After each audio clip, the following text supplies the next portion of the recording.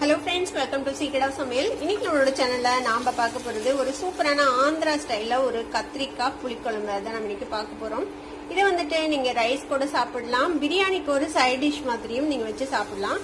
பொதுவா அந்த பொடியெல்லாம் அரைச்சி வறுத்து அந்த மாதிரிலாம் செய்வோம்ல, அந்த மாதிரி இல்லாம ரொம்ப சிம்பிளா ஈஸியா யார் வேணா செய்யலாம். இந்த மசாலா செம்ம டேஸ்டியாவும் இருக்கும். சரி வாங்க வீடியோக்குள்ள போலாம். இந்த சூப்பரான கத்திரிக்காய் மசாலா ஆந்திரா ஸ்டைல்ல எப்படி செய்யலாம் அப்படின்னு பார்க்கலாம். ஒரு வடச்சட்டி எடுத்துக்கோங்க. இதுல வந்து இந்த கத்திரிக்காயை வதக்குற அளவுக்கு நான் எண்ணெய் விட்டு வச்சிருக்கேன். ஒரு 2-2.5 டேபிள் ஸ்பூன் அளவுக்கு எண்ணெய் விட்டு வச்சிருக்கேன். எண்ணெய் வந்து நம்ம மறுபடியும் வடிச்சுக்கலாம், நிறைய எண்ணெய் இருக்குதுன்னு பயப்பட வேணாம்.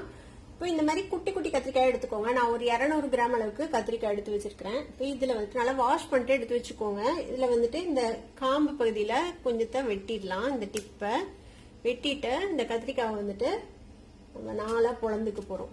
உள்ள செக் பண்ணிக்கோங்க, இந்த பூச்சி எல்லாம் இருக்குதா அப்படின்னு சொல்லிட்டு. இந்த மாதிரி நல்ல பிஞ்சு கத்திரிக்காய் எடுத்துக்கோங்க, அப்பதான் நல்லா இருக்கும். இந்த மாதிரி நாளா வெட்டிக்கலாம். இதே மாதிரி எல்லா கத்திரிக்காயும் நம்ம வெட்டி இந்த எண்ணெய்க்குள்ள போட்டுருங்க. நான் ஆல்ரெடி காம்பு வெட்டி வச்சிருக்கேன். இதை வந்துட்டு நாளா வெட்டி போட்டுக்கலாம்.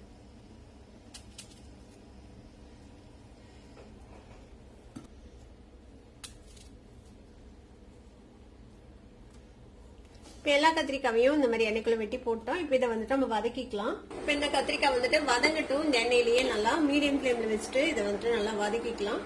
இது வதங்கட்டும். இதுக்கு இடையில நம்ம ஒரு மசாலா ரெடி பண்ணிக்கலாம். ஒரு மிக்சி ஜார்ல ஒரு மீடியம் சைஸ் வெங்காயம், பெரிய வெங்காயத்தை இந்த மாதிரி ரஃபா சாப் பண்ணி வச்சிருக்கேன். அதே மாதிரி ஒரு மீடியம் சைஸ் தக்காளி, அதையும் இந்த மாதிரி ரஃபா சாப் பண்ணி வச்சுக்கோங்க. ஒரு 6-7 பல் பூண்டு, ஒரு சின்ன துண்டு இஞ்சி, எல்லாத்தையும் நம்ம போட்டு அரைச்சுக்க போறோம். இப்ப இதை வந்துட்டு அரைச்சு எடுத்துட்டு வந்துருங்க. இந்த மாதிரி ஒரு பேஸ்டா அரைச்சு எடுத்து வச்சுக்கோங்க. இப்ப பாத்தீங்கன்னா தெரியும், கத்திரிக்காய் வந்துட்டு நல்லா வதங்கிடுச்சு. கிட்டத்தட்ட ஒரு 3/4 அளவுக்கு இந்த கத்திரிக்காய் வந்துட்டு இப்ப வெந்திருக்கும். இப்ப இந்த கத்திரிக்காவை நம்ம தனியா எடுத்து வச்சிடலாம். இப்போ நமக்கு இவ்வளவு எண்ணெய் தேவையில்லை. இந்த எக்ஸ்ட்ரா எண்ணெயை நம்ம வடிச்சிட்டு ஜஸ்ட் ஒரு 1 டேபிள் ஸ்பூன் அளவுக்கு மட்டும் எண்ணெய் வச்சுக்கலாம் வடச்சட்டியில. இப்ப எக்ஸஸா இந்த எண்ணெயை வந்துட்டு வடிச்சிட்டு 1 டேபிள் ஸ்பூன் அளவு மட்டும் விட்டு வச்சிருக்கேன். இப்ப இதுல கொஞ்சமா கடுகு சேர்த்திக்கோங்க. கடுகு வெடிக்குது. இப்ப இதுல கொஞ்சமா கருவேப்பிலை, ஒரே ஒரு பச்சை மிளகாய் லேசா கீரி சேர்த்திக்கோங்க. இப்ப இந்த கருவேப்பிலையும் வதங்கிட்டு நம்ம அரைச்சி வச்சிருக்கோம்ல, இந்த தக்காளி, இஞ்சி, பூண்டு, வெங்காயம் எல்லாம் சேர்த்து நம்ம வெந்து சேர்த்திக்கலாம். மிக்சி ஜார்ல கொஞ்சமா தண்ணி விட்டு அந்த தண்ணியும் சேர்த்திக்கோங்க. இப்ப இது வந்துட்டு நல்லா வதங்கணும். ஏன்னா நம்ம எல்லாமே பச்சையா அரைச்சிருக்கோம், அதனால பச்சை வாசனை போகிற அளவுக்கு இது வந்துட்டு வதங்கணும். நம்ம போட்ட இந்த வெங்காயம், தக்காளி எல்லாம் ஓரளவுக்கு நல்லா வதங்கிடுச்சு. பச்சை வாசனை வந்து போயிடுச்சு. இப்ப இதுல மசாலா பொடியெல்லாம் சேர்த்திக்கலாம். இதுல ஒரு 1/4 டீஸ்பூன் மஞ்சள் தூள் சேர்த்திக்கோங்க. 1 டீஸ்பூன் மல்லித்தூள் சேர்த்திக்கலாம். மிளகாத்தூள் ஒரு 1 டீஸ்பூன் சேர்த்திக்கோங்க. மிளகாத்தூள் உங்க காரத்துக்கு தக்க சேர்த்திக்கோங்க. இப்போ இதுவும் பச்சை வாசனை போகட்டும். இந்த தக்காளி வெங்காயத்தோடயே நல்லா மிக்ஸ் பண்ணி விட்டுலாங்க. கொஞ்சம் எண்ணெய் பிரிஞ்சு வரட்டும், அது வரைக்கும் வதக்கி விட்டுக்கலாம். இப்போ மசாலாவும் போட்டு இங்க பாருங்க நல்லா சுருண்டு வதங்கிடுச்சு. எண்ணெய் வந்து நல்லா பிரிஞ்சு வந்துருச்சு பாருங்க. இப்போ ஒரு சின்ன நெல்லிக்காய் அளவுக்கு புளியை வந்துட்டு இந்த மாதிரி கரைச்சி வச்சிருக்கேன். அந்த புளி தண்ணி விட்டுக்கலாம். இதோட சேர்த்து நல்லா மிக்ஸ் பண்ணி விட்டுருங்க. இப்போ இந்த குழம்புக்கு தேவையான அளவுக்கு உப்பு சேர்த்திக்கலாம். கூடவே நம்ம வதக்கி வச்சிருக்கோம்ல இந்த கத்திரிக்காய், இந்த கத்திரிக்காவை சேர்த்திக்கலாம். இப்ப கத்திரிக்காய் வேகிறதுக்கு தேவையான அளவுக்கு தண்ணி விட்டுக்கோங்க. ஒரு 1 கப் அளவுக்கு தண்ணி சேர்த்துறேன்.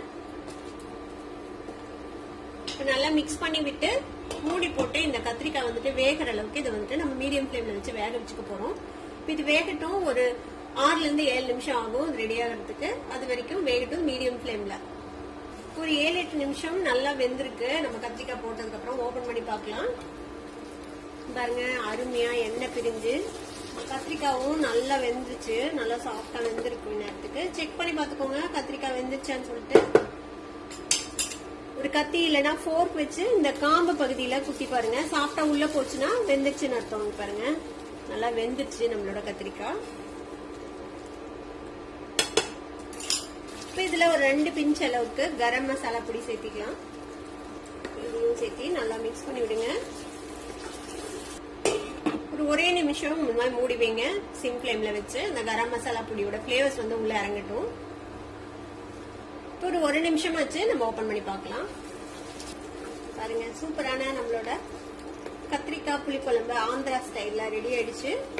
அவ்வளவுதான், நம்ம அடுப்பு ஆஃப் பண்ணிடலாம். ஆந்திரா ஸ்டைல் கத்திரிக்காய் மசாலா இப்போ அருமையா ரெடி ஆயிடுச்சு பாருங்க. இது நீங்களும் ட்ரை பண்ணி பாருங்க. ட்ரை பண்ணி பார்த்துட்டு எப்படி இருந்தது அப்படின்னு கமெண்ட்ஸ்ல ஃபீட்பேக் கொடுங்க. இந்த வீடியோ உங்களுக்கு பிடிச்சிருந்தா சப்ஸ்கிரைப் பண்ணுங்க, பக்கத்துல இருக்க பெல் ஐகானை கிளிக் பண்ணுங்க. அப்பதான் என்னோட ஃபியூச்சர் நோட்டிபிகேஷன்ஸ் உங்களுக்கு உடனே வந்து சேரும்.